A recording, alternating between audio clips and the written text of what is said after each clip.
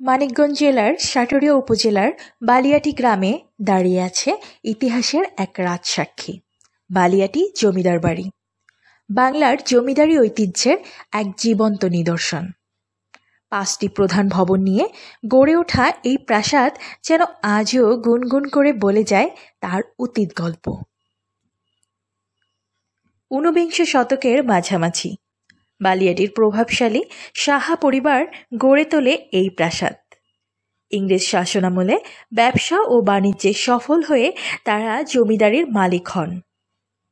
ইউরোপীয় নকশায় নির্মিত এই ভবনের প্রতিটি ইট আজও বহন করে সেই সময়কার শিল্প ও স্বপ্নের ছাপ।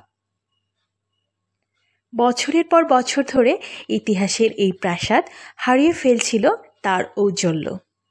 তবে বাংলাদেশ প্রত্নতত্ত্ব বিভাগ আজ এই সম্পদকে সংরক্ষণের চেষ্টা করছে। দর্শনার্থীদের জন্য খুলে দেওয়া হয়েছে বিশাল অংশ। স্কুল কলেজের শিক্ষার্থীরা এখানে এসে শিখছে তাদের ইতিহাস।